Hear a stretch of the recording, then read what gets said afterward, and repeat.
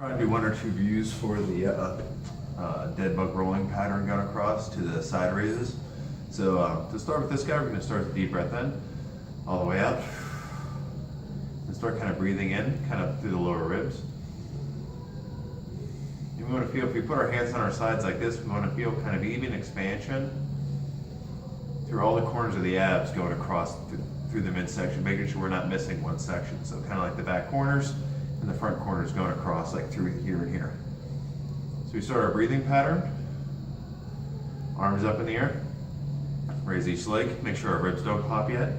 Make sure we maintain our breathing pattern here, nice and easy.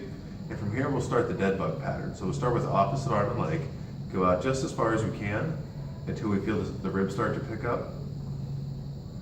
Then the others out. The further we go out, the harder it's going to get.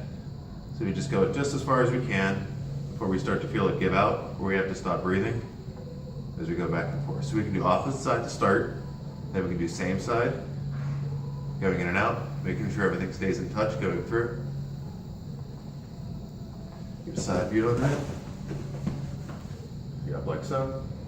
Opposite side, we're going to make sure this isn't popping up, making sure we maintain that breathing through here. Every once in a while we can come back to home, take a deep breath in and out. I just want to put even pressure in my thumb and in my forefinger here. Then we can do our same side one too. We can just cycle through like opposite, opposite, hold that for a little bit, 5-10 seconds if you want. Then same, as we go back and forth. After we get that warmed up, we can then go into the rolling pattern. So we don't have to get this arm out to the side. Think of a roll. We just kind of like reach over the side.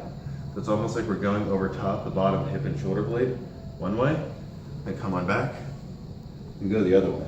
As we do this, we should just have kind of a turn of the head to tell our body where to go, but most of the work is going to be happening from the middle as we go each way.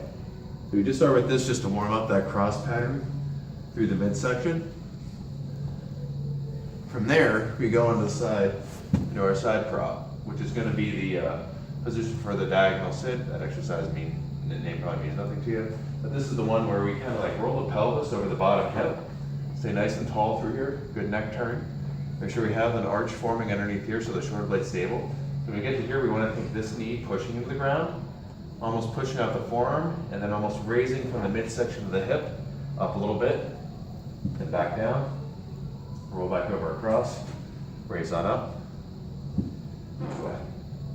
You can do anywhere from 5 to 10 reps into that. Go front view for it. Either roll across. The big thing is this crease over top of the hip, rolling the pelvis over.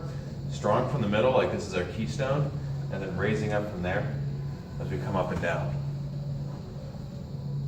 Basically, we want to think like if you were like at the bottom of a lunge and you fell on your side, this is that same angle. So this is roughly like a 90 degree angle as you go across. And it's that push and that dig out of the hip, along with the core stability. So as we do this, we can go back and forth. We can just alternate left and right, come back and forth. So we're working a little bit of the cross patterns and the core each way. Or we can just do repetitions in place, get a burn on it. So that was more the side. That was more the side raise. The other one was the high bridge, which would be kind of the same thing. Arm out to the side, roll onto here. When we come up to here, we're going to go up onto the hand. We're going to push from like the left knee and the right hand to start. So we have the hand up in the air here. We're going to think of pushing through the left foot and the right hand to kind of push the hips up towards the sky, then back down. We want to keep the same thing, kind of the shoulder blade away from the ear. We want to keep, if anything, maybe a tiny bend in the elbow. It can be straight. I just don't want it hyperextended because then you're not going to be using the tricep and the muscles. Doing it out here, good head turn. Raise up as much as we can. Eventually we'll advance this to having a full balance and then the full windmill, back and forth. Probably not today. So for now, we're just going to be up and down, nice and solid. Working each way. There we can just pivot over to the other side. Nice and strong. And turn. Low head at the top. Back and forth like so. So you get the front view of it. For here, arm up in the air. So we want to think I'm pushing through this foot and through this hand as I come across. Drive on up. It's like I'm forming a line from underneath here, through my midsection, through my hip, down to my foot. As I come up, nice neck turn. So I want to take both shoulders into the body without too much of a bunch up. And I should be able to breathe the whole time as we go up and down.